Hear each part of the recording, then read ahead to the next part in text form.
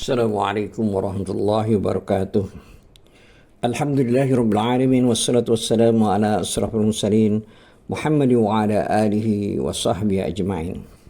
Baiklah, kali ini kita akan membahas ayat 130 sampai dengan 135 dari surat Al-A'raf. Adapun terjemahan ayat 130 dan 131 dari surat Al-A'raf adalah sebagai berikut. Artinya, dan sungguh kami telah menghukum Fir'aun dan kaumnya dengan mendatangkan musim kemarau bertahun-tahun dan kekurangan buah-buahan agar mereka mengambil pelajaran.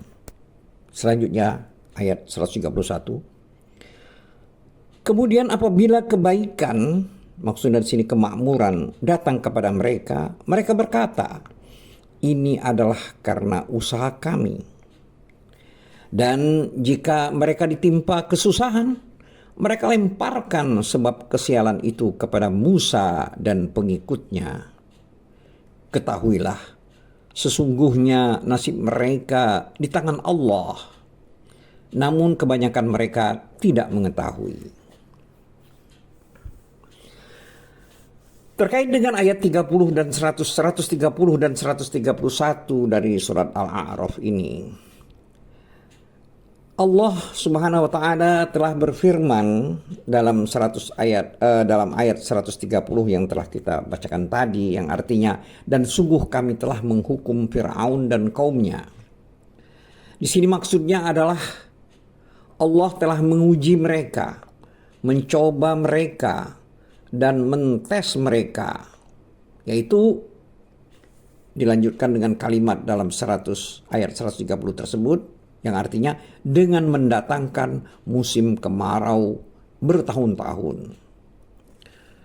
Di sini makna daripada ayat ini adalah musim kelaparan, musim lapar yang berkepanjangan, disebabkan sedikitnya hasil pertanian mereka karena adanya musim kemarau tersebut. Selanjutnya dalam kalimat pada ayat 130 tersebut Allah berfirman yang artinya dan kekurangan buah-buahan. Terkait dengan kalimat pada ayat 130 ini, Mujahid rahimahullah berkata, buah-buahan, artinya kekurangan buah-buahan itu lebih ringan daripada ujian yang pertama, yaitu kelaparan. Selanjutnya juga Allah berfirman dalam ayat 130 dan 131, yaitu dalam kalimat agar mereka mengambil pelajaran. Kemudian apabila kebaikan, maksudnya kemakmuran itu datang kepada mereka. Di sini maksudnya kemakmuran itu datang kepada mereka, maksudnya adalah berupa kesuburan tanaman dan rizki yang berlimpah. Maka dilanjutkan dalam ayat 131 kalimat, yaitu yang artinya mereka berkata ini adalah karena usaha kami. Makna dari karena usaha kami itu adalah semuanya itu adalah milik kami lantaran kami berhak mendapatkannya, ya, karena mereka berusaha, mereka anggap usaha mereka. Dan selanjutnya pada ayat 131 terdapat kalimat dan jika mereka ditimpa kesusahan. Nah, di sini maksud kesusahan ini adalah kekeringan tanah dan musim paceklik. Maka selanjutnya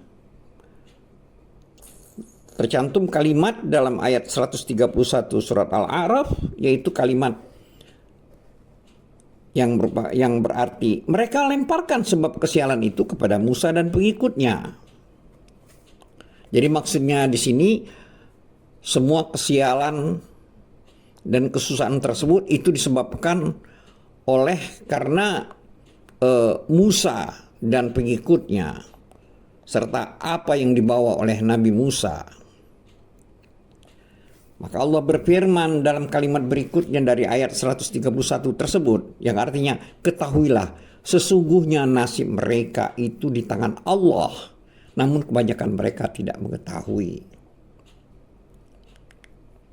Ini menurut Ibnu Abbas radhiyallahu anhuma. Maka makna dari kalimat pada ayat 131 tersebut adalah semuanya itu adalah datang dari Allah Subhanahu wa taala. Selanjutnya dalam ayat 132 sampai 135 dari surat Al-A'raf, Allah telah berfirman, yaitu yang artinya ayat 132, dan mereka berkata kepada Musa, bukti apapun yang engkau bawa kepada kami untuk menyihir kami, kami tidak akan beriman kepadamu.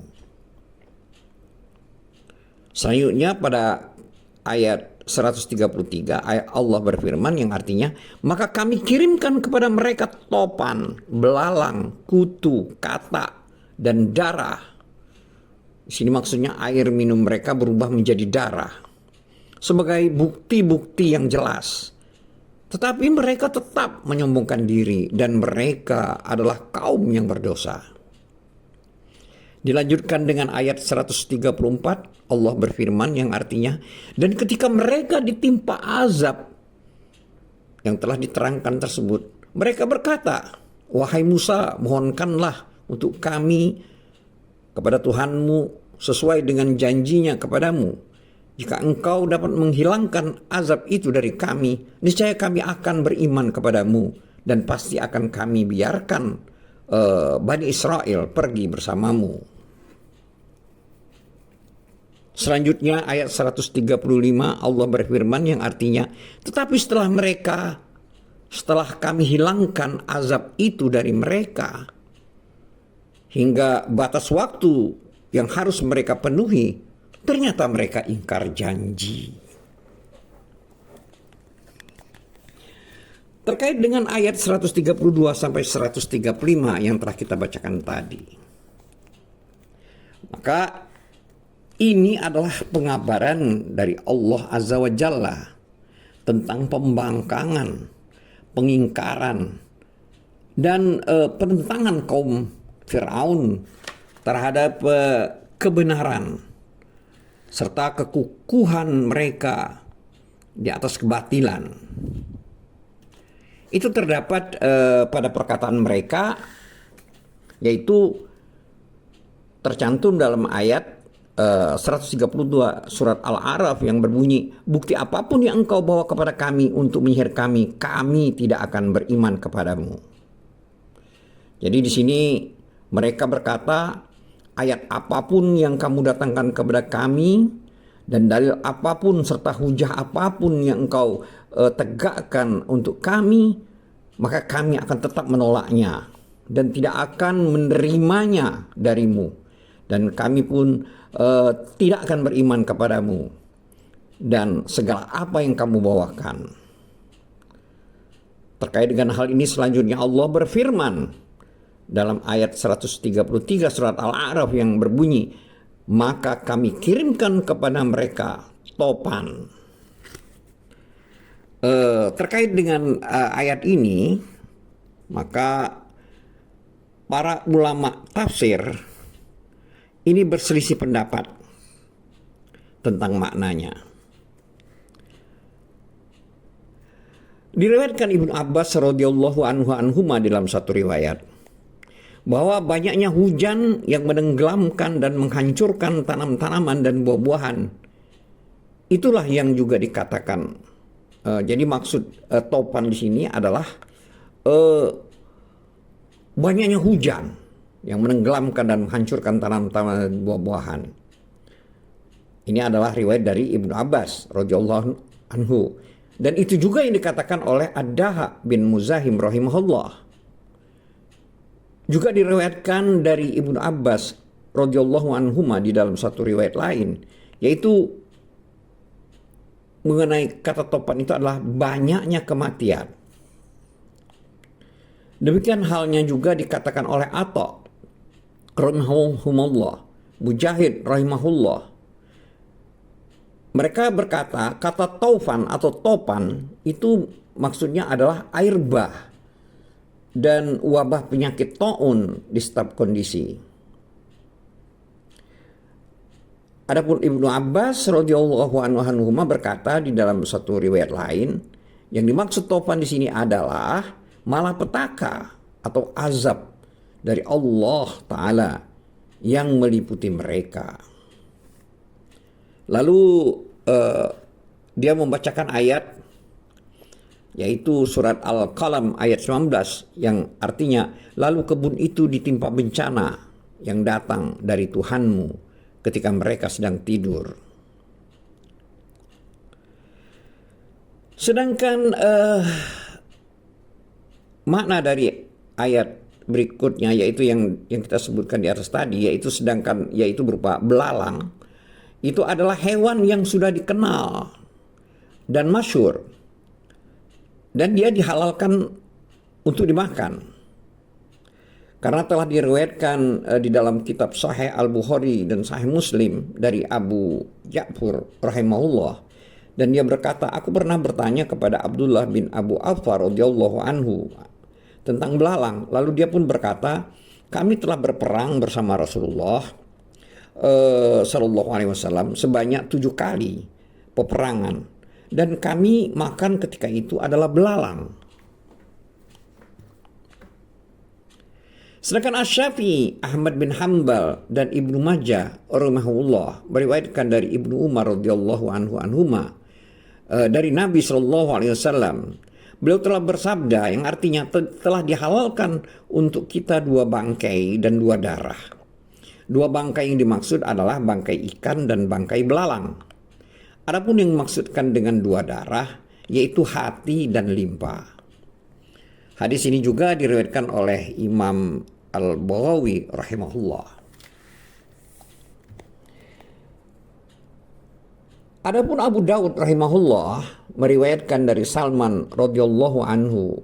Dia berkata, Rasulullah sallallahu alaihi wasallam pernah ditanya tentang belalang. Maka beliau menjawab, belalang itu adalah bala tentara Allah yang paling banyak. Aku tidak memakannya, namun aku pun tidak mengharamkannya. Sesungguhnya beliau, Nabi SAW, tidak mau makan belalang, hanya karena beliau tidak menyukainya. Sebagaimana jiwa beliau yang mulia itu tidak suka memakan dab atau binatang sejenis biawak. Namun beliau mengizinkan untuk memakannya. Amirul Mukminin Umar ibnu Khattab radhiyallahu anhu dahulu sangat suka dan gemar makan belalang.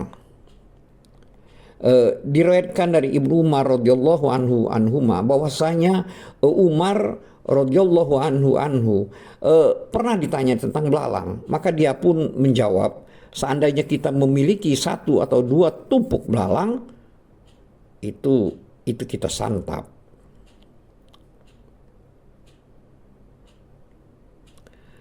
Ibnu Majah rahimahullah juga meriwayatkan dari Anas ibnu Malik radhiyallahu anhu, dia berkata, dahulu istri-istri Nabi sallallahu alaihi wasallam saling bertukar hadiah di antara mereka, yaitu berupa belalang yang dihidangkan di atas piring yang besar. Adapun kutu al-kummal, maka diriwayatkan dari Ibnu Abbas radhiyallahu anhuma, dia adalah ulat yang keluar dari biji gandum. Juga diriwayatkan darinya bahwa al-kummal adalah ad-duba, yaitu belang kecil yang tidak memiliki sayap. Itulah yang dikemukakan oleh Mujahid, Ikrimah, dan Qatadah rahimahumullah. Diriwayatkan dari Al-Hasan dan Sa'id bin Jubair rahimahullah bahwasanya kutu al-kummal adalah binatang melata berwarna hitam dan kecil-kecil bentuknya. Abdurrahman bin Zaid bin Aslam rahimahullah berkata, kumal atau kutu itu adalah nyamuk-nyamuk kecil. Jadi maksud daripada kutu di sini adalah nyamuk-nyamuk kecil. Sedangkan Ibnu Jarir rahimahullah berkata, kumal atau kutu itu adalah jamak dari kalimat tunggal, itu adalah binatang melata yang serupa dengan kutu yang biasa dimakan oleh unta. Itulah yang sampai beritanya kepadaku. Adapun Zaid bin Aslam rahimahullah berkata, yang dimaksud dengan darah itu adalah darah mimisan yang keluar dari hidung. Itulah yang diriwayatkan oleh Ibnu Abi Hatim rahimahullah. Demikianlah terjemahan ringkas atau makna dari ayat 130 sampai dengan 135 surat Al-A'raf. Wallahu a'lam bishawab. Wabillahi taufiq wal hidayah. Assalamualaikum warahmatullahi wabarakatuh.